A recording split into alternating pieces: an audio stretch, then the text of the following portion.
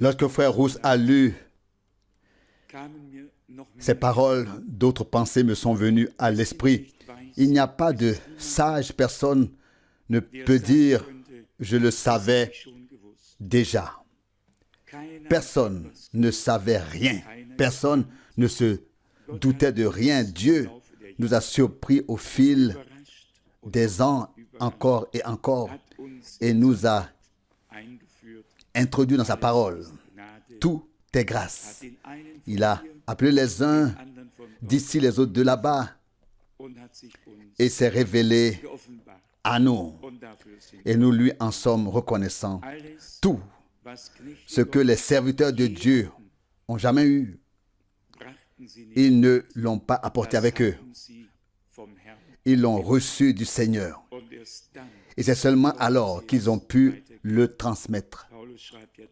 C'est pourquoi Paul écrit aux Corinthiens ce que j'ai reçu du Seigneur. 1 Corinthiens 11, 23. C'est si important, si important. Ce que j'ai reçu du Seigneur. Pas mon opinion, mon point de vue, mais ce que j'ai reçu du Seigneur.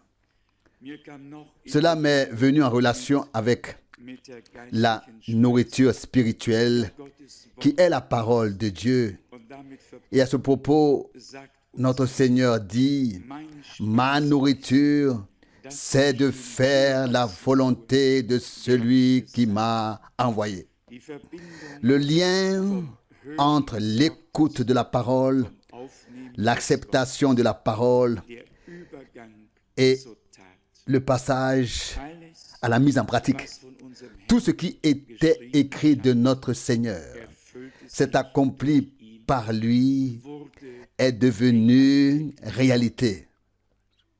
Et c'est pourquoi ces deux passages se trouvent justement l'un à côté de l'autre. Dans l'un, l'homme ne vit pas de pain seulement, mais de toute parole qui sort de la bouche de Dieu. Et puis, l'autre passage dans l'évangile de Jean, « J'ai une nourriture que vous ne connaissez pas. » Jean 4, 32. « Ma nourriture, c'est de faire la volonté de celui qui m'a envoyé. » Donc, écouter la parole de Dieu comme une promesse, y croire, puis donner à Dieu la possibilité de mettre en œuvre la parole de la promesse. Et cela se produit lorsque nous faisons la volonté de Dieu. Il ne suffit pas de prier que ta volonté soit faite sur la terre comme au ciel, mais il faut réellement s'inscrire dans la volonté de Dieu, y être introduit. Je crois qu'il n'y a jamais eu en nous un désir aussi fort qu'aujourd'hui de faire réellement la volonté de Dieu. Et je le dis franchement et ouvertement, cela implique chaque parole. Chaque parole. De faire, de faire, de faire. Quelqu'un m'a dit un jour, une personne qui ne fréquente aucune assemblée ou que ce soit et qui méprise même les services divins, mais qui dit néanmoins, j'attends seulement la venue du Seigneur. On pourrait s'épargner cette phrase. Comment pouvons-nous dire en toute bonne conscience, nous attendons la venue du Seigneur, mépriser le peuple de Dieu, laisser les assemblées être des assemblées, ne nous soucier de rien de ce que Dieu a dit, et cela inclut également notre part dans le royaume de Dieu, avec ce qu'il nous a confié. Et il dit dans sa parole, tout le peuple est trompeur. Il me demande, où Ô Seigneur, en quoi t'avons-nous trompé? Malachie 3, verset 9, 3, verset 8. Vous pouvez le lire. Et puis, l'Écriture dit dans l'Épître aux Hébreux, chapitre 10, verset 25, ne quittez pas vos assemblées, n'abandonnez pas vos assemblées, d'autant plus que vous savez que le jour du retour du Christ approche. Et puis, ce contraste total avec la parole de Dieu. Ensuite, dire, oui, j'attends seulement la venue du Seigneur. Je vous donne la garantie, ce n'est pas ainsi qu'on peut attendre. Celui qui attend ainsi attend à 100% en vain. Ne croyez pas que Dieu se laisse moquer. Ne croyez pas que Dieu regarde sa parole être foulée aux pieds et dit ensuite, tu as bien fait. Va maintenant à la joie. Entre maintenant à la joie de ton Seigneur, je me sens bien ainsi. Pas notre Dieu. Notre Dieu a laissé une parole que nous devons respecter en tout point. Et aujourd'hui, j'ai versé des larmes. J'étais un peu gêné en dictant les lettres, mais une lettre est arrivée d'Australie avec 3 chèques. Et je connais ces gens. J'ai prêché là-bas. J'ai rendu visite à la famille et il leur tient à cœur que l'œuvre de Dieu soit répandue et accomplie dans le monde entier. Et ils envoient leurs dîmes. Et il y avait un chèque de 15 marques allemands. Et cet argent, c'était les 2 petits-enfants. Je ne sais plus exactement quel âge ils ont, qu'ils avaient économisé de leur argent de poche. Et en tout cas, l'un des enfants sait écrire. Attendez, celui-là doit avoir environ 11 ans ou 11 ou 12 ans. Et il écrit tout simplement, voici la dîme de nous, les enfants, sur l'argent que nos parents nous ont donné. Et croyez-moi, j'en ai eu les larmes aux yeux. Vous pouvez me croire.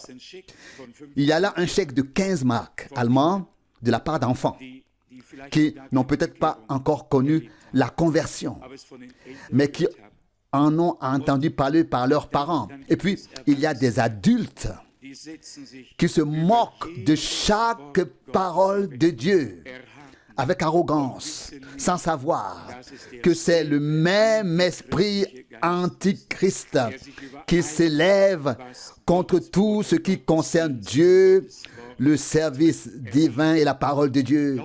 Croyez-moi, cet esprit n'est pas seulement à Rome, il est partout, partout où les gens ne respectent pas la parole du Seigneur. Je tiens à vous le dire à tous. Et vous savez très bien qu'ici, on ne parle jamais d'argent. Mais cela fait partie de la vie, Cela en fait partie. Si ce n'est pas vrai, si nous ne pouvons pas être fidèles dans les petites choses, comment pouvons-nous être fidèles dans les grandes? Voulons-nous vraiment tout ce que Dieu demande de nous?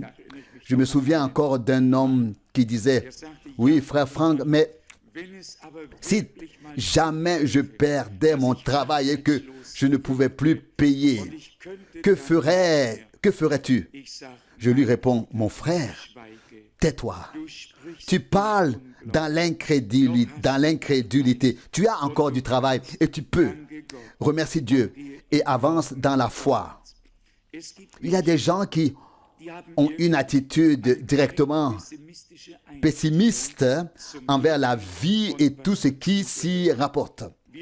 Nous voulons aller de l'avant avec notre Dieu, faire ce que nous pouvons, quoi qu'il arrive, non seulement dans les bons jours, mais aussi dans les mauvais jours, non seulement dans les hauts, mais aussi dans les bas.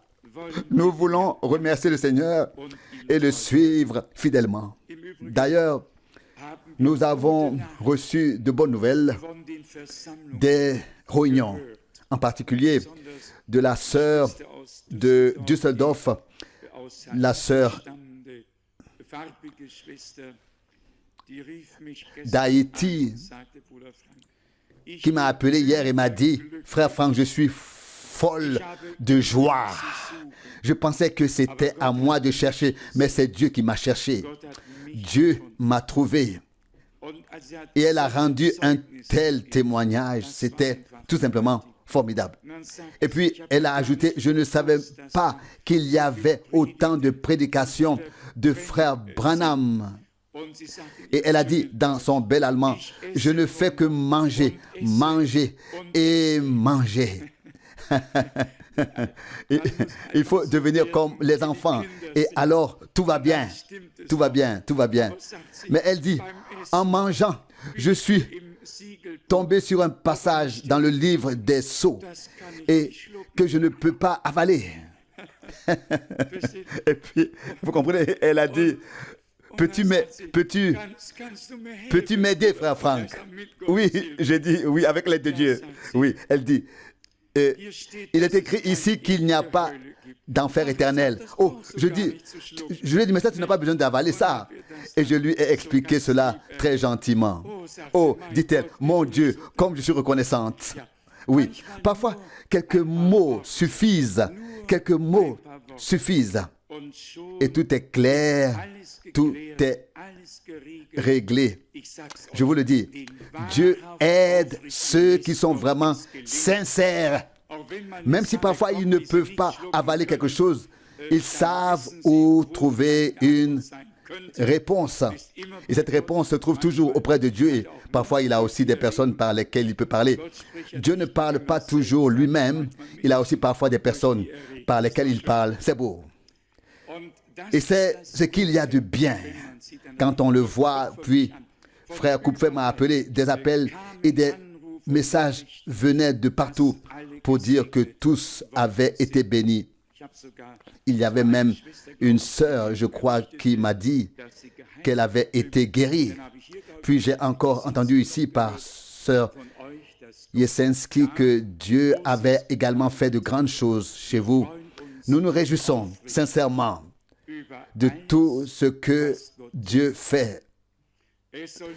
Il ne doit pas seulement être écrit ici au-dessus de nous. Hébreux 13, 8. Jésus-Christ est le même hier, aujourd'hui et éternellement. Cela doit se produire ici, parmi nous, qu'il se révèle être le même. Et plus nous pouvons détourner notre regard de nous-mêmes et faire confiance au Seigneur, puis plus il pourra agir. N'avez-vous pas aussi partagé la joie des frères et sœurs belges? L'un des frères a baptisé 21 personnes, l'autre en a baptisé 8 ou 10. Et pourtant, il y a peu de temps encore, tout allait de travers. Et là aussi, Dieu, là-bas, Dieu arrange les choses très bien comme il se doit. Je crois que tout finira par s'éteindre, mais l'œuvre de Dieu devra simplement tenir bon jusqu'à la fin. Pas pour nous, pas à cause de nous, non, pas à cause de nous. Qui sommes-nous? Mais pour l'amour de la parole, pour l'amour de la grâce dans laquelle nous avons mis notre... Pour l'amour de la grâce dans laquelle nous avons mis notre espérance, le Seigneur accomplira tout cela de manière glorieuse. Aujourd'hui, j'ai lu une lettre venue d'Oman, au bord du golfe Persique. Et quand on entend comment les gens, soudainement, quelqu'un a laissé la brochure avec mon nom et mon adresse en anglais, dans un pays totalement musulman. Puis, quelqu'un la trouve, la lit, le christianisme hier et aujourd'hui en anglais, à Oman. Et il écrit. Et c'est tout simplement merveilleux de voir comment Dieu agit. Je vous ai déjà raconté cela il y a environ 8 ans. J'étais dans l'avion, c'était soit de Francfort à Zurich, soit de Stuttgart à Zurich, je ne m'en souviens plus exactement. En tout cas, une dame était assise à côté de moi et pendant les 35 minutes du vol, je lui ai brièvement parlé du Seigneur. Et récemment, elle m'a appelé et m'a dit, je me souviens encore de vous, vous vous souvenez de tel endroit, vous m'avez témoigné de la grâce de Dieu, je suis dans le besoin. Pourriez-vous m'envoyer des brochures? Je crois que nous avons parlé pendant plus d'une heure. Dieu appelle, Dieu sauve, Dieu a des voies et des moyens. Que nous ayons seulement l'amour qui s'est manifesté à Golgotha pour les pécheurs, par la rédemption, par le don total de soi. Si nous avions cet amour de Dieu, alors nous serions tous, vraiment, tous aidés. Et cela est nécessaire, croyez-moi, frères et sœurs. Le même amour divin qui s'est révélé à nous dans notre Sauveur doit se révéler à travers nous à tous ceux qui doivent encore être sauvés. J'ai lu ces jours-ci un traité que quelqu'un souhaite faire parvenir, tout particulièrement aux prêtres. Et j'ai trouvé qu'il était écrit avec beaucoup de tact, sans aucune pointe à droite ou à gauche, simplement par besoin d'aider, sans critiquer. Et ainsi que Dieu nous aide tous, afin que lorsque nous parlons avec d'autres personnes, nous ne critiquions pas, mais transmettions avec gratitude ce que Dieu nous a donné par grâce. C'est seulement ainsi que nous pourrons être une bénédiction pour les autres. C'est seulement ainsi que l'œuvre de Dieu, dans cet amour divin, pourra atteindre son objectif et s'accomplir. Et quand nous avons lu dans l'introduction que nous devons offrir nos corps comme un sacrifice vivant à Dieu, Romains 12, verset 1, vous savez, un sacrifice fait toujours mal. Et nous devons obéir, car cela ne peut se faire sans cela. Ici, dans Romains 12, nous avons lu, verset 1, « Je vous exhorte donc, frères, par la miséricorde de Dieu. » Sur quoi tout cela est-il fondé? Sur la grâce, sur la miséricorde, sur ce que Dieu nous a accordé, pas sur ce que nous pouvons lui apporter. Nous lui apportons une vie maladroite et inapte. Et s'il arrive qu'il puisse faire quelque chose de nous, c'est qu'il a d'abord brisé l'ancien vase, l'a placé sur le tour du potier et en a formé un nouveau. Si nous brisons un vase, il ne redeviendra jamais malléable. Nous ne pourrons plus jamais le modeler, nous pouvons le jeter, il restera toujours vieux et cassé. Mais avec le Seigneur, c'est différent. Il peut prendre la même matière et en former un nouveau vase à sa gloire, sans qu'il reste de débris, sans qu'il reste de fragments.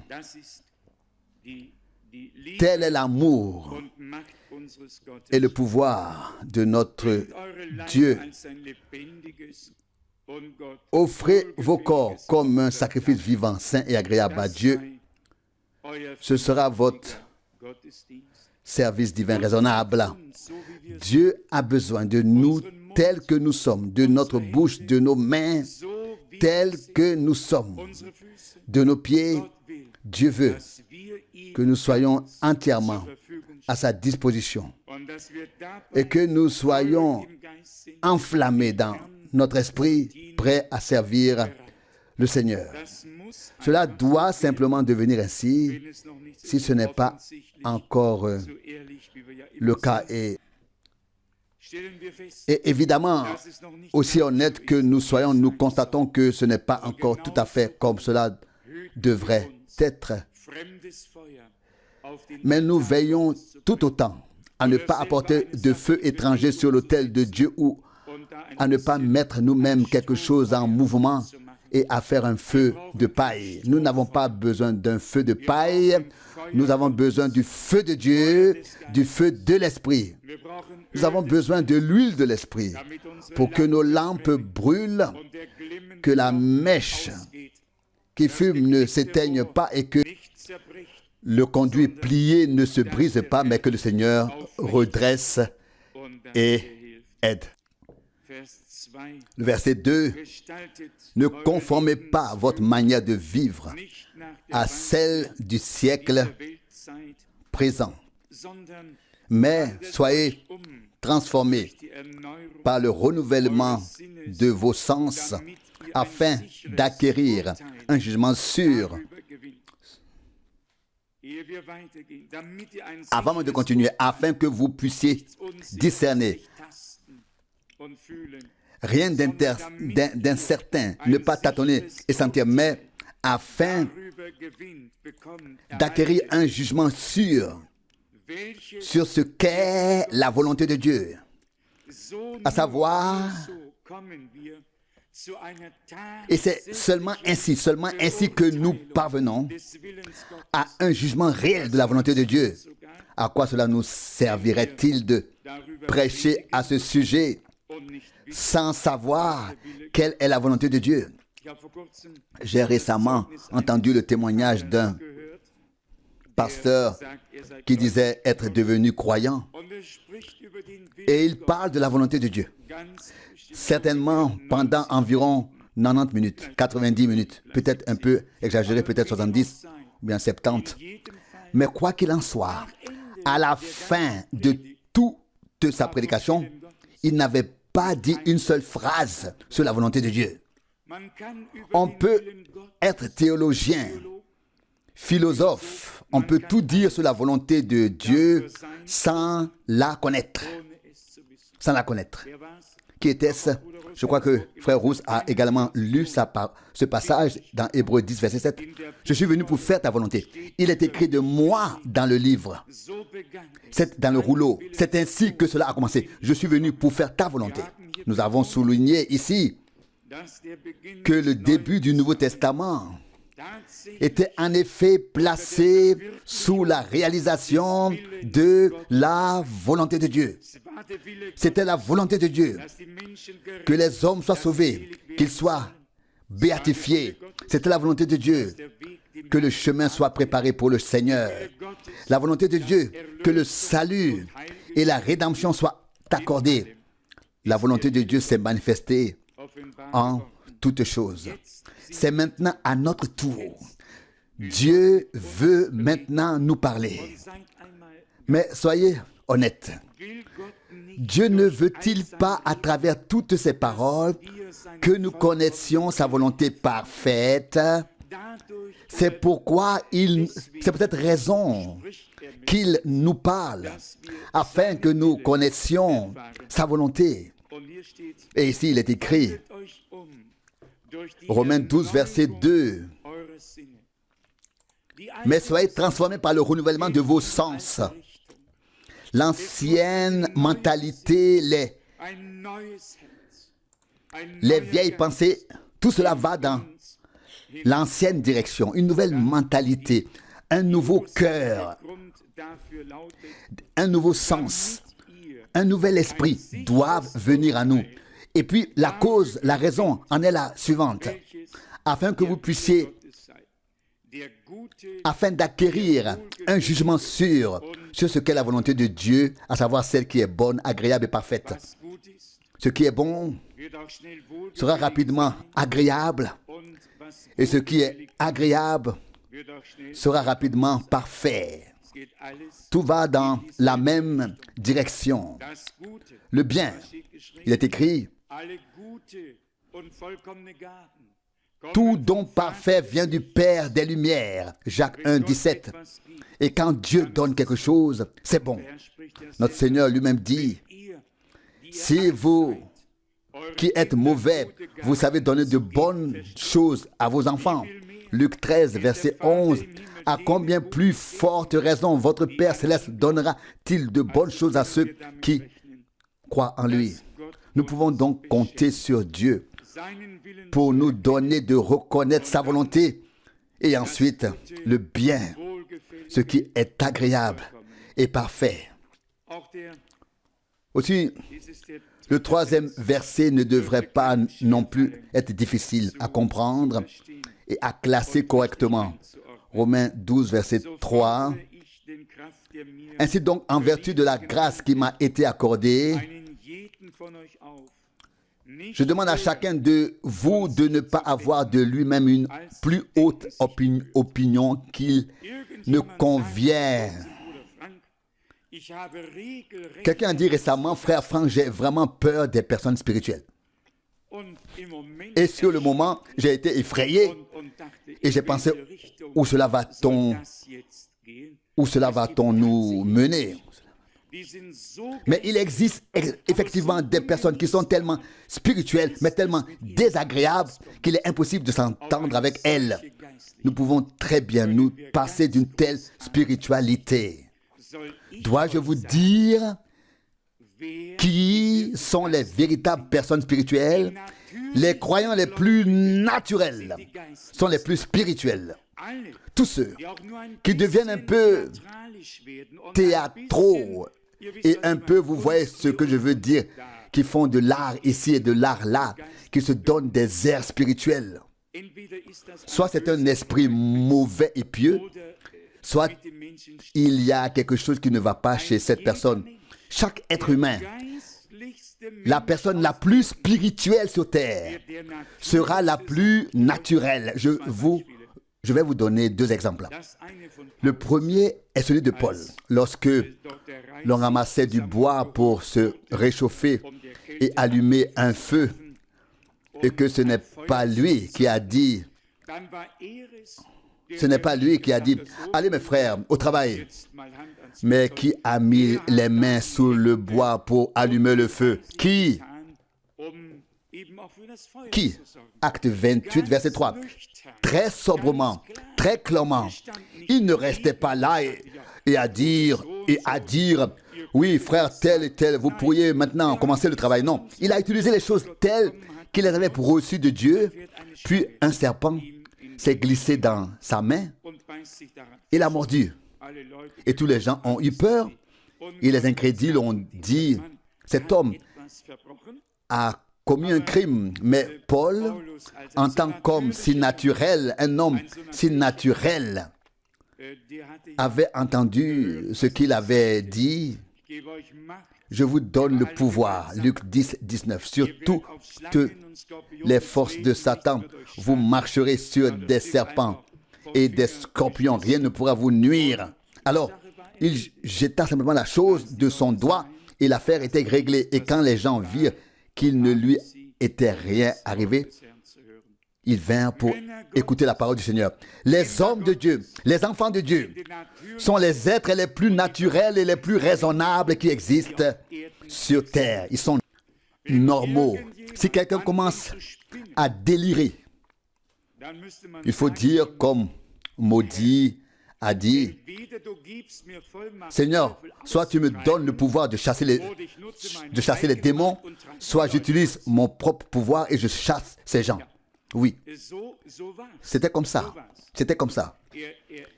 Il a vu la détresse qui survient lorsque les gens ne restent plus naturels. C'est le plus important. Et n'est-ce pas précisément ce que le Seigneur nous demande à nous qui vivons dans les derniers jours? Soyez sobres, veillez, priez. 1 Thessaloniciens 5, verset 6. Tout à sa place, tout à son temps. Un exemple, je pourrais en citer beaucoup d'autres tirés de Paul lorsque le navire menaçait de couler.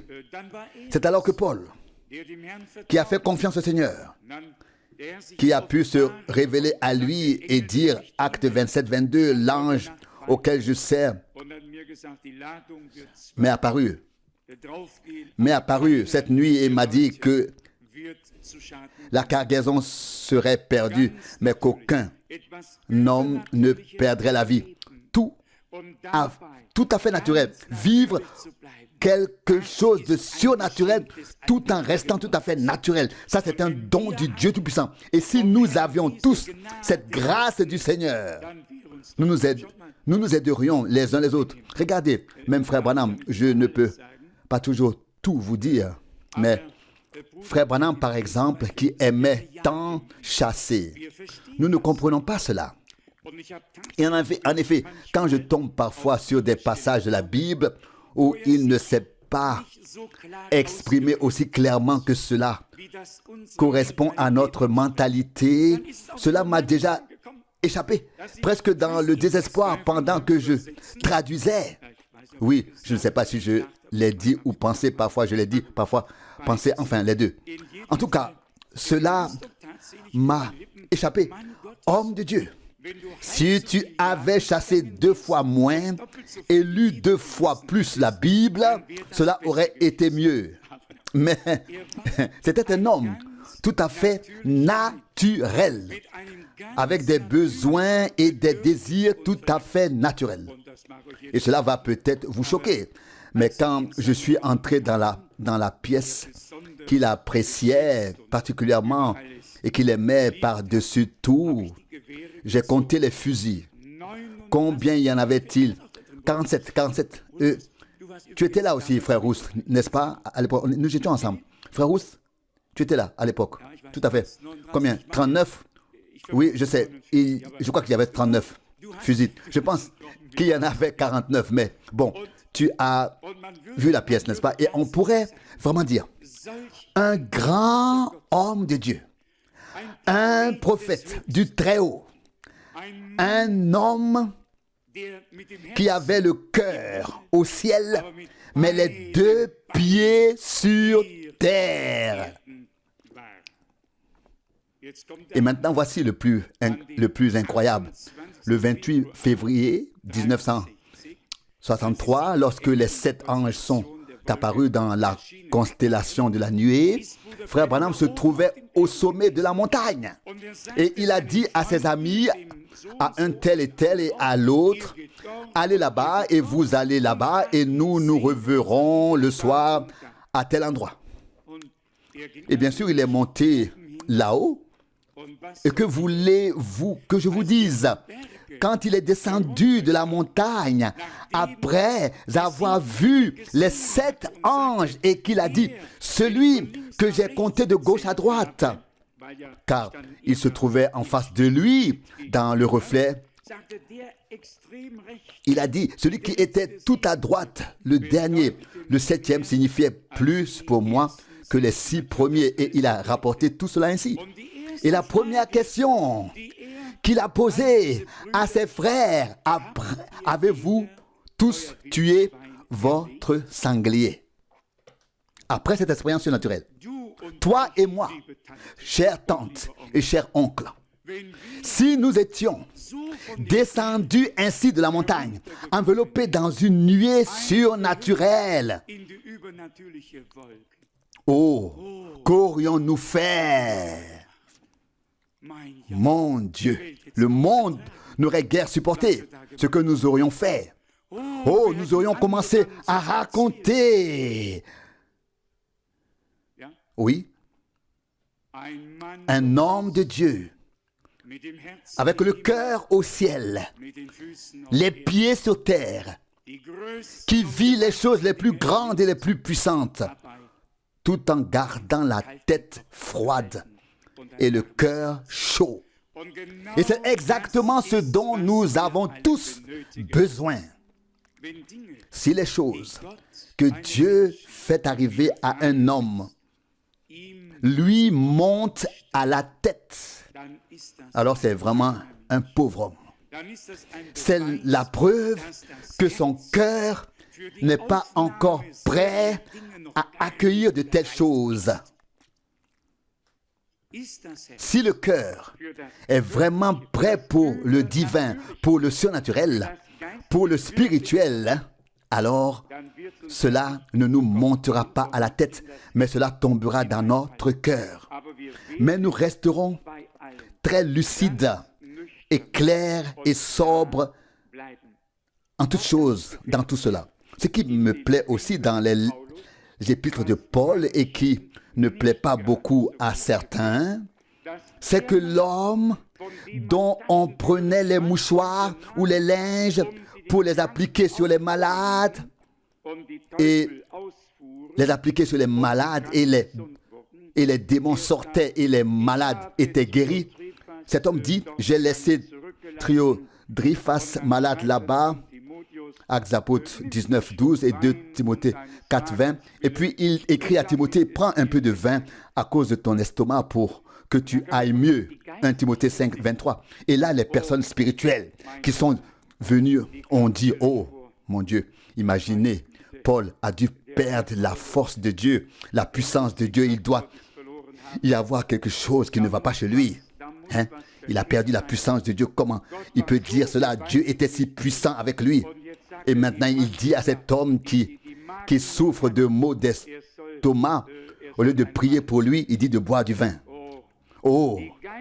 Les spirituels ont toujours eu du mal avec toutes ces choses simples, car ils flottent dans des sphères supérieures, les ecclésiastiques. Je souhaite que Dieu les ramène sur cette terre. Dans l'épître aux Corinthiens, Paul écrit, le Seigneur qui nous a conduits en triomphe. Pourtant, partout, le même écrit dans 2 Corinthiens 2, 14, le même écrit, comment s'appelait-il déjà, cet orfèvre qui nous a causé tant de détresse, 2 Timothée 4, 14, et d'autres choses semblables. Et nous avons dû continuer notre chemin. Il en fut ainsi une fois, et il en fut ainsi une autre fois. Mais les hommes de Dieu sont toujours restés les deux pieds sur terre. Que Dieu prenne tous les pieux qui délirent, illuminés, qu'il prenne tous ceux qui veulent être spirituels et qu'il nous rendent tout à fait raisonnable, afin que nos paroles, nos prières, tout ce que nous faisons soit raisonnable, c'est-à-dire tel que nous sommes. Celui qui ne se montre pas tel qu'il est joue la comédie, et je ne crois pas que l'Église de Dieu soit une représentation théâtrale. Je crois que l'Église de Dieu est le corps du Seigneur, mais le corps du Seigneur a encore les deux pieds sur terre. Il a ici, dans sa position terrestre, une fonction divine. Et nous devons distinguer ces deux domaines l'un de l'autre et rester normaux et sobres jusqu'à ce que le Seigneur revienne vraiment. Vous savez bien que cette question m'est particulièrement posée avec la venue du Seigneur. Et j'aime toujours les gens qui pensent que je sais quand le Seigneur viendra. Et une chère grand-mère m'a dit, frère Franck, j'ai le vague pressentiment que tu le devines au moins, si tu ne le sais pas déjà. Et j'ai répondu, chère sœur, ne m'en veux pas, mais je ne peux que le supposer, je ne peux vraiment pas le savoir, vraiment pas. Mais il y a des gens qui ne peuvent tout simplement pas rester lucides, comme c'est merveilleux que nous ayons acheté ce terrain en 1973, en 1973 pour construire la salle et que nous y tenions des réunions depuis Pâques 1974, 1974. Comme c'est merveilleux qu'en 1976, en 1976, alors que tout le monde disait que tout sera fini en 1977, en 1977, nous ayons acheté le terrain et puis accueillir des gens qui sont tous heureux de venir et d'être accueillis. Un frère qui était ici pour la première ou la deuxième fois a dit, frère Franck, je connais toutes les associations religieuses, même celles qui organisent des conférences, etc. Mais il a ajouté, il n'y a rien de tel dans tout le pays, comme ici, chez vous. Il a dit, je dois te le dire, nous nous sentons bien ici. Et j'ai répondu, c'est ainsi que cela doit être, que les gens se sentent bien en présence de Dieu. Et nous devons tous y contribuer. Qui parmi vous souhaite être et rester un enfant de Dieu, sobre, jusqu'à la fin. Vraiment, vraiment, renoncer à tout ce qui est artificiel, tout ce qui est fait, non seulement en le dénonçant, mais en le mettant simplement de côté. Et chacun se montre tel qu'il est, et personne ne se méprend plus sur quoi que ce soit. Si vous vous méprenez sur quelque chose, vous savez exactement qu'il s'agit seulement d'un malentendu. Oui, ce n'était pas du tout ce que je voulais dire. Eh bien, si c'était un malentendu, alors c'est un malentendu. Alors laissons cela là où c'est et n'en parlons plus.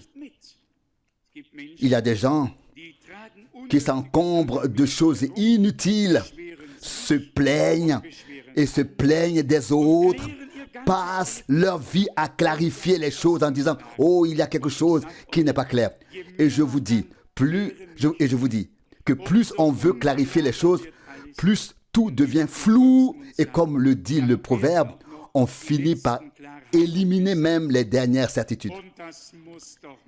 Même les dernières choses qui étaient claires. Et cela n'est pas nécessaire. Imaginez que nous soyons tous devant le Seigneur, comme il se doit. Et aussi les uns envers les autres, tels que nous sommes. Chacun envers chacun. Oh, qu'en serait-il? Il y aurait une harmonie céleste ici déjà, ici-bas. Ce serait déjà le ciel sur terre. Et Dieu se sentirait bien et nous bénirait. Revenons à cette parole que nous avons lue ici, Romains 12, verset 3. Je demande à chacun de s'appliquer plutôt à une prudente estimation de soi-même, selon la mesure de foi que Dieu a assignée à chacun. Et je crois, comme je viens de le dire, que cela ne nous... C'est pas difficile. Il est ensuite dit ici, selon la mesure de foi que Dieu a assignée à chacun. Selon la mesure de foi. Cela a un rapport à la mesure de la foi. Je peux vous dire qui sont ceux qui se surestiment le plus. Ceux qui manquent totalement de foi se surestiment au-delà de toute mesure. Mais ceux qui ont la foi ne se surestiment pas. Ils sont estimés par Dieu. Ils sont estimés comme tout le monde devrait l'être. Vous voyez ce que je veux dire? Il est en effet écrit ici, Romains 12, verset 3, « Je demande à chacun de vous de ne pas avoir de lui-même une plus haute opinion qu'il ne convient, mais de s'appliquer à une prudente estimation de soi-même selon la mesure de foi. » Donc, plus notre foi est grande, plus nous reconnaissons que la foi elle-même est un don de Dieu et que nous n'avons rien apporté de nous-mêmes pour déraciner les arbres. Éphésiens 2, verset 8. Non, tout était un don de Dieu qui fait tout en tous. Il est dit plus loin, selon la mesure de la foi que Dieu a assigné à chacun. La fin du verset 3 de Romains 12, Dieu attribue une mesure de foi selon les besoins, selon les tâches, selon les nécessités. Il donne la foi nécessaire pour accomplir ce qui sera fait plus tard. Il est dit au verset 4, en effet, de même que nous avons tous dans un même corps plusieurs membres, mais que les membres n'ont pas tous la même fonction.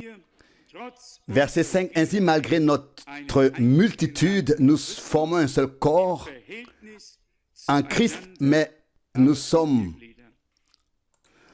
par rapport aux autres membres les uns des autres. Il y a donc plusieurs membres, un seul corps, assemblés par le Seigneur. Et puis au verset 6, il est écrit,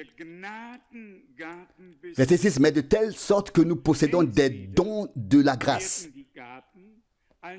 Soit les dons sont désignés comme des dons de l'esprit et le lien avec l'esprit est alors établi. Ce ne sont donc pas nos dons dont nous disposons, mais les dons de l'esprit que l'esprit veut, mettre en œuvre selon la volonté de Dieu et conformément à la parole de Dieu, ou bien ils sont désignés comme des dons de grâce qui nous sont accordés par grâce. Et où est alors la vantardise? Qui veut se vanter? Que celui qui veut se glorifie dans le Seigneur en disant: c'est grâce à lui le Seigneur que je suis fidèle et miséricordieux. Miséricordieux. 1 Corinthiens 1, 31. Donc, nous formons un seul corps. Nous sommes membres les uns des autres, mais de telle manière que nous possédons des dons de grâce. Savez-vous? Et je le dis aujourd'hui très librement et ouvertement. Pourquoi nous hésitons à prier pour le baptême du Saint-Esprit? Le savez-vous? Le savez-vous? Uniquement par crainte que les gens se laissent aller, qu'ils perdent la vue d'ensemble et qu'ils pensent: maintenant il faut encore ceci et cela et nous devons encore montrer ceci et cela pour que les autres voient aussi ce qui s'est passé. Si nous en arrivons au point où nous n'avons plus notre propre opinion, où nous ne pensons plus: si le frère impose maintenant ses mains avec force, alors cela se produira. Mais s'il n'impose qu'une seule main, alors j'ai des doutes. Vous n'imaginez pas combien il y a de gens qui ont leur propre imagination. Et puis ils viennent et repartent. Et il ne se passe rien. Si vous me donnez la certitude que personne ne va commencer à délirer, que personne ne va se comporter de manière inappropriée, que personne ne va se laisser emporter ou partir et que tout le monde va rester normal, alors je vous dirai que j'ai la foi, que Jésus-Christ est encore le même aujourd'hui et que c'est lui qui baptise véritablement d'esprit et de feu. Mais il ne nous rend pas fous ou confus, il nous rend normaux et sobres. C'est cette certitude dont nous avons besoin. Mais c'est vraiment, je ne veux pas dire cela par incrédulité, mais le passé l'a vraiment enseigné. Et je veux dire, quelqu'un l'a dit et a souligné que frère Branham, par exemple, comme vous l'avez remarqué dans le film, dit: maintenant, je prends sous mon contrôle tous les esprits qui sont ici pour la gloire de Dieu, au nom de Jésus. Il y a en effet beaucoup d'esprits qui tourbillonnent autour de nous. S'ils étaient allés directement en enfer, nous serions tous mieux lotis. Mais ils sont dans les airs et exercent leur influence et tout ce qui va avec, principalement sur les croyants. Alors de quoi avons-nous besoin? Nous avons besoin de sobriété. Chassons toute crainte, toute propre imagination, comme nous venons de le lire, afin de discerner et avoir un jugement sûr de la volonté de Dieu. C'est-à-dire, comme il est écrit ici, ce qui est bon, agréable et parfait. Romains 12, verset 2. Ce qui est bon est agréable. Ce qui est agréable est parfait. Cela vient de Dieu. Mais nous sommes encore ici sur terre. Et tout comme nous sommes restés normaux lors de la plus grande révélation du Seigneur, il devrait être possible que nous restions tous vraiment sobres lors de la plus grande expérience avec Dieu. Je me répète ce que frère Branham a demandé à ses amis. Avez-vous abattu le gibier après être descendu de la montagne? Et il ne parlait pas de la chose formidable qu'il avait vue et entendue là-bas. Les gens qui vivent quelque chose avec Dieu restent sobres, restent lucides. Mais je vous dis aussi comment cela peut encore être. Il se peut que l'ennemi veuille ici et là faire valoir un droit sur l'âme d'un homme. Et lorsque l'Esprit de Dieu vient, il y a naturellement un combat. C'est très clair, il y a un combat. Et alors, la victoire doit être remportée pour Dieu. Et c'est seulement ainsi que l'Esprit de Dieu aura alors pleinement autorité sur l'homme. Nous avons donc besoin de la grâce de Dieu, de clairvoyance, de discernement, de sobriété, de discernement, de tout que nous servions ou que nous soyons servis. Nous en avons tous besoin. Mais sommes-nous prêts intérieurement à nous mettre entièrement, réellement à la disposition de Dieu, même si les plus grandes choses se produisent, à rester sobre et lucide? Je crois que Dieu mettra cela dans nos cœurs. Il est dit plus loin, Romains 12, verset 6,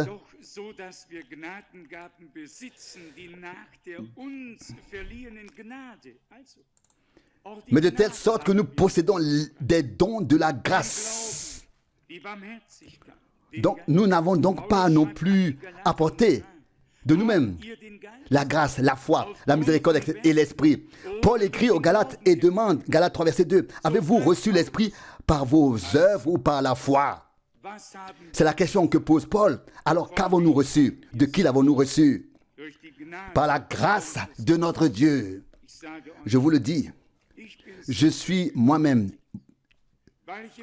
touché et bouleversé car au cours de ces années, j'ai assisté à un certain nombre de réunions où la parole de Dieu, qui n'était pas visible auparavant, a été éclairée.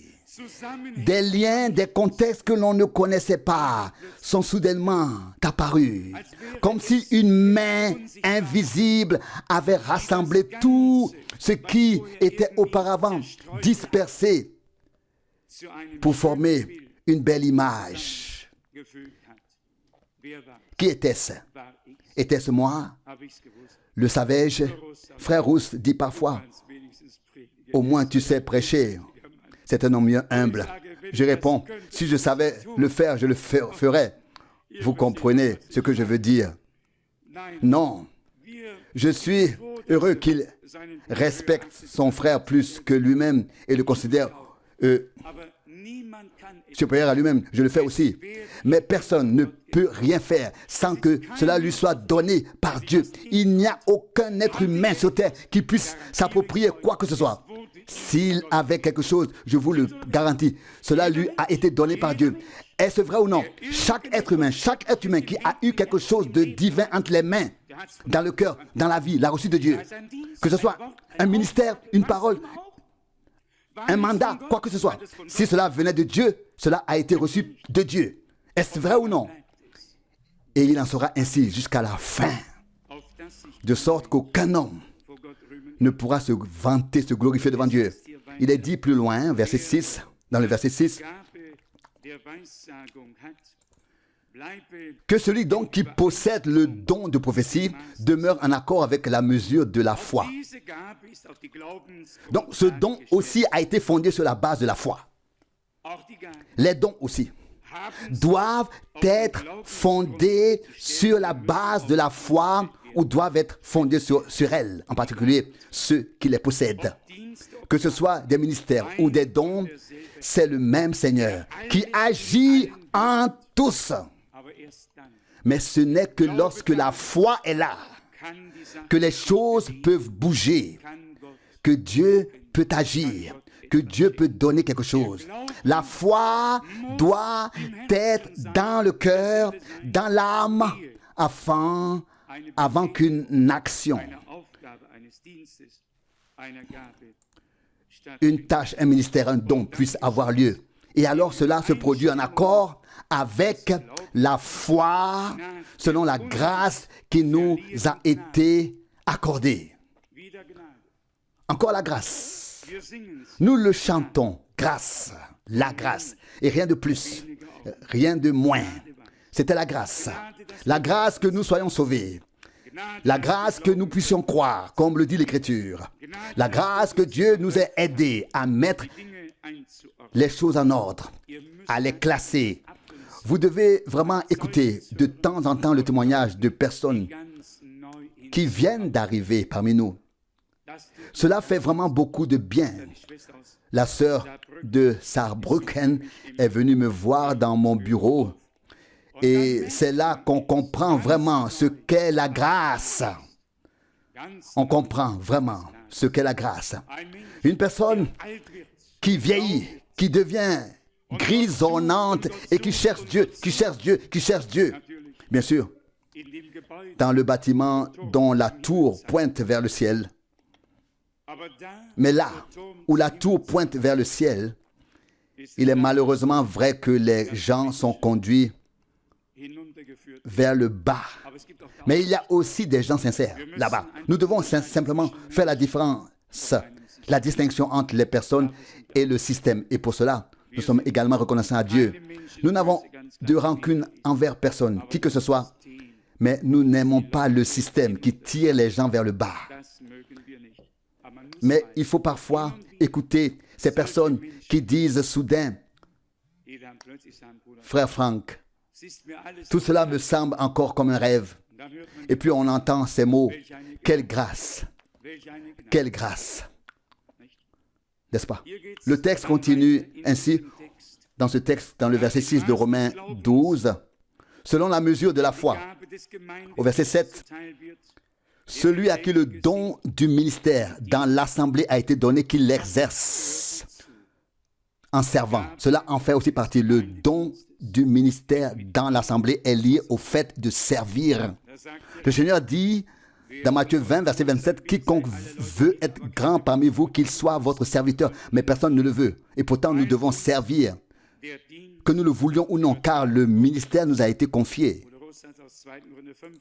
Frère Rousse a lu ce passage de 2 Corinthiens 5 ce week-end. Le ministère de la réconciliation nous a été confié. 2 Corinthiens 5, verset 18. Il est dit plus loin, verset 7, que celui qui a le don d'enseigner l'utilise pour enseigner. Verset 8, que celui qui a le don de reprendre reprenne. Dieu accorde sa grâce à tous. Il n'y a pas un seul appel, pas un seul ministère que Dieu ait établi pour lequel il n'accorde pas sa grâce afin qu'il soit accompli et soit une bénédiction pour tous ceux qui l'entendent. Là aussi, nous avons du retard à rattraper. Je remarque parfois chez des frères et sœurs d'autres assemblées à quel point ils accordent de la valeur à n'importe quel conseil qu'on leur donne. C'est incroyable. On ne cherche pas cela, on ne le souhaite même pas. Et pourtant, il y a des gens qui ont simplement confiance. Et je veux dire ici aussi, chez nous, je procède ainsi lorsque je prêche dans d'autres assemblées et que je ne me contente pas de lancer un appel à l'autel et de prier de manière générale pour les pécheurs et les malades. Mais si quelqu'un de l'assemblée est malade, je refuse de prier pour cette personne. Je dis alors simplement, ça c'est le rôle ici des anciens de cette assemblée. Selon Jacques 5, verset 14. Et je le dis à tous les frères, qu'ils soient, la confiance d'une assemblée locale doit aller aux frères que Dieu a placés dans cette assemblée locale, a établi. Vous devez avoir plus confiance aux anciens de l'assemblée à laquelle vous appartenez qu'à moi. Moi, je viens, je pars. Voici les frères que Dieu a établis ici. Mais soyez honnêtes, si une décision doit être prise quelque part et que l'on appelle les anciens pour qu'ils donnent leur avis ou écoutent les deux parties, qui le ferait? Qui a un peu de respect pour les ministères que Dieu a établis? Et l'Écriture dit, 1 Timothée 5, 17, les anciens sont dignes d'un double honneur. À quel point nous sommes-nous éloignés du véritable modèle biblique? Si nous voulons finalement devenir une église modèle, nous devons revenir au modèle biblique. Est-ce vrai ou non? Et cela implique que nous honorions nos frères sur place, que nous les estimions, que nous leur fassions confiance et que nous nous débarrassions de toute pensée que l'ennemi, et je dis bien l'ennemi, car l'ennemi vient. Oh, l'ennemi vient avec ruse et perfidie, malice. Il ne vient pas toujours bruyamment, il vient aussi parfois silencieusement. Oui, la plupart du temps, il souffle dans l'oreille et il murmure même parfois des choses assez étranges à l'oreille. Et que dit Frère Branham? Quand il murmure à votre oreille et dit quelque chose contre quelqu'un, n'écoutez pas, n'écoutez pas. Dès que c'est contre quelqu'un, comme le dit Frère Branham, placez-vous devant votre berger afin que rien ne lui arrive. Les personnes que Dieu rassemble aujourd'hui ne sont pas un troupeau de moutons, ce sont des brebis de son pâturage, des brebis qui s'attachent les unes aux autres et qui ont entendu la voix du bon berger et qui apprécient également les bergers que Dieu a mis en place, a établis. Et vous l'avez déjà remarqué, Pierre écrit que nous ne devons pas exercer une domination violente sur le troupeau. 1 Pierre 5, verset 3. Cela existe aussi. Il y a des gens qui frappent. J'ai observé. J'ai vraiment vu comment ce frère, petit mais costaud, frappait la table si fort que j'ai sursauté. Il y avait une discussion entre les frères et tout à coup, il a frappé la table et a dit, maintenant c'est moi qui parle. Et il a parlé. Mais nous ne sommes pas comme ça ici. Nous croyons que le Seigneur doit tout accomplir en tous et tout produire en tous. Si nous le forçons, que ce soit par la peur, que ce soit en faisant peur aux gens ou autre chose, ce n'est pas authentique. Mais si c'est Dieu qui le produit par la proclamation de la parole, alors c'est authentique et cela demeure. Donc, non pas en tant que tyran, mais en tant que serviteurs, des gens qui servent au sens même du mot. Et nous voulons être reconnus comme ceux qui servent réellement le peuple de Dieu. Et cela continue au verset 9, Romains 12. Que l'amour soit sincère, sans hypocrisie, ayez le mal en horreur, attachez-vous fortement au bien. Verset 10, soyez pleins de cordialité dans l'amour fraternel, dévancez-vous les uns les autres dans le respect mutuel, comme c'était toujours le cas en période de réveil. Quelle cordialité, quelle sincérité. Je dis que lorsqu'un frère, oui, nous ici, en tant que personnes âgées, nous ressentons encore cela aujourd'hui, mais il y a 30 ans, quand le réveil était encore présent après la Seconde Guerre mondiale et que les gens criaient vers Dieu dans leur détresse spirituelle et physique. Vous savez comment c'était quand un frère embrassait un autre frère? C'était réconfortant. On sentait que cela venait du fond du cœur. Et aujourd'hui, j'espère que nos frères italiens bien-aimés ne le prendront pas mal, mais c'est parfois devenu une coutume, une habitude. On embrasse à gauche, on embrasse à droite sur la joue et je vous le dis très honnêtement, quand j'ai remarqué qu'il faisait seulement et ne m'embrassait pas, seulement du bruit comme ça, et ne m'embrassait pas, et je les regarde simplement, je leur serre un peu la main et je continue mon chemin. On est seulement en train de... Et cela arrive comme ça. On en est arrivé là. Ils regardent droit devant eux et font seulement... Puis tout continue comme avant. Et personne n'a embrassé personne en fait. Non, nous n'avons pas besoin de cela. Ce dont nous avons besoin, ce sont des choses authentiques. De bonnes choses, pas à droite ni à gauche sur la joue, mais vraiment belles, comme il se doit. Et ensuite, nous serons tous un peu plus heureux. N'est-ce pas vrai, Momo? Alors, nous serons en bonne santé, nous remercierons le Seigneur et nous avancerons dans la foi. J'aspire à l'authenticité. Vous aussi, vraiment, à l'authenticité? que seul Dieu peut donner à l'amour sincère, sans faux semblant, sans ruse ni perfidie. Pas deux visages, mais vraiment un seul. Et je ne le sais pas, mais ça me vient à l'esprit maintenant. Mais jusqu'à aujourd'hui, parmi les quelques personnes que je connais, je n'ai toujours pas appris qui a fait cela à l'époque quand j'étais dans le besoin après mon accident en Inde. Vous savez, les 16 personnes qui auraient dû mourir, moi parmi elles, jusqu'à aujourd'hui. Et puis les gens sont tous si rapides. Et cela n'a pas pris 12 heures, peut-être même pas 2. Je ne sais pas qui c'était, je ne sais pas qui c'était, ni à quelle vitesse les gens ont réagi. La plupart du temps, ce sont les personnes âgées qui courent encore vite. Mais quoi qu'il en soit, je ne sais pas, mais jusqu'à aujourd'hui, personne ne s'est manifesté. Et cela me semble étrange. J'aurais pensé que tout le monde savait que j'étais mort.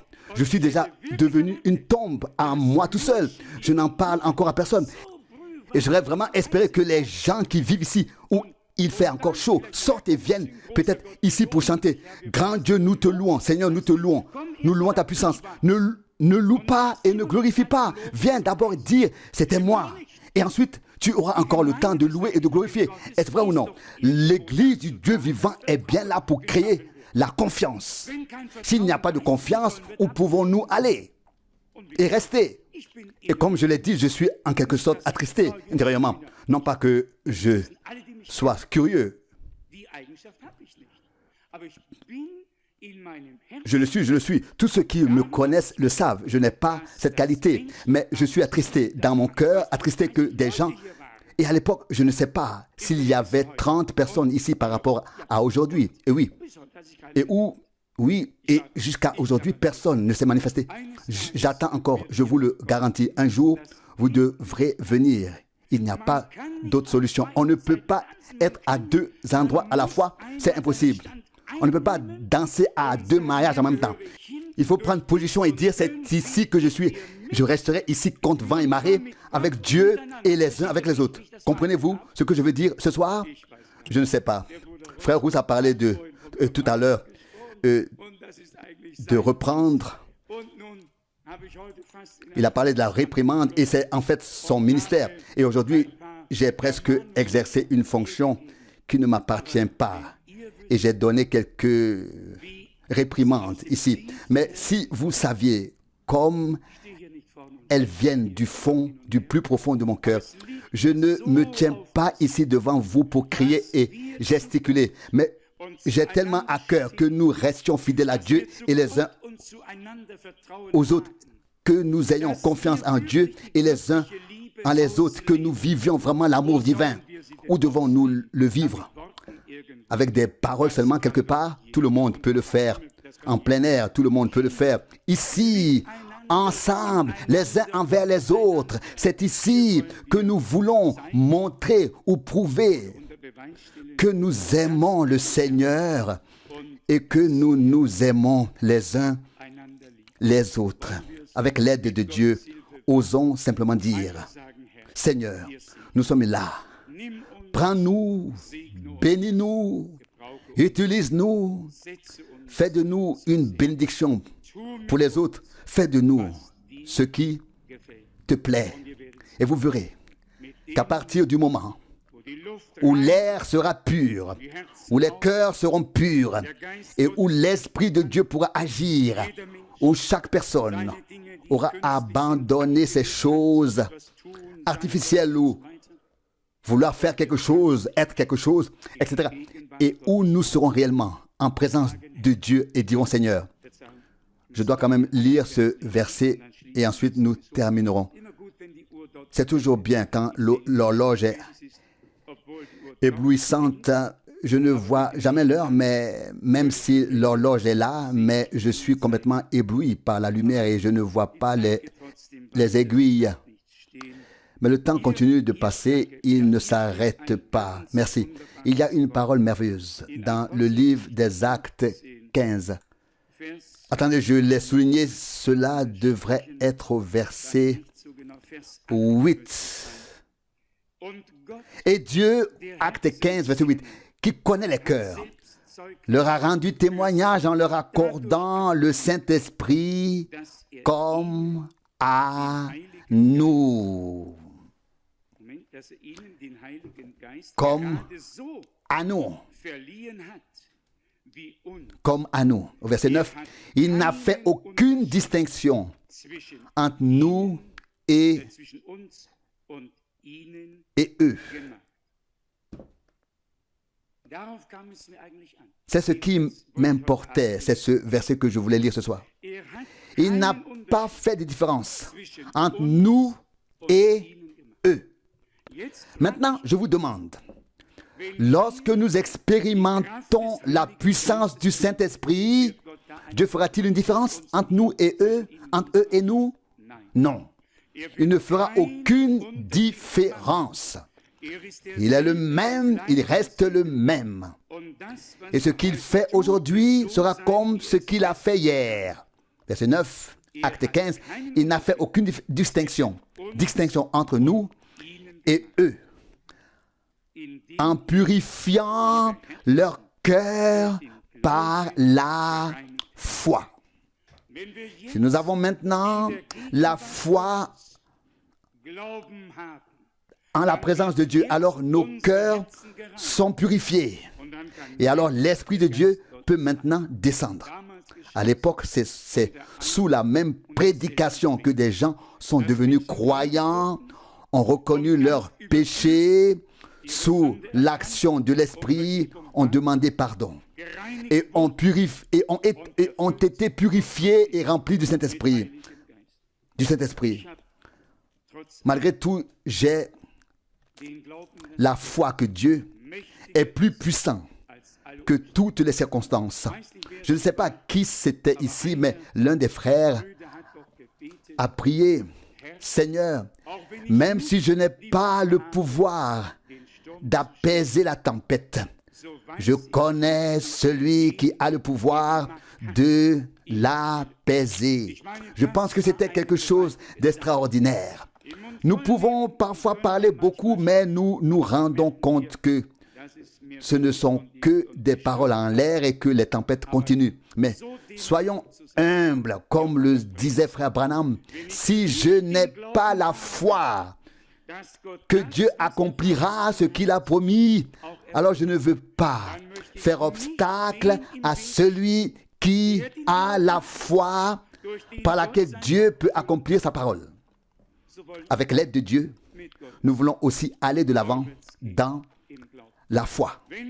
Si nous avons suffisamment de foi pour maîtriser une chose, nous remercions Dieu. Si nous n'avons pas suffisamment de foi, nous ne désespérons pas pour autant.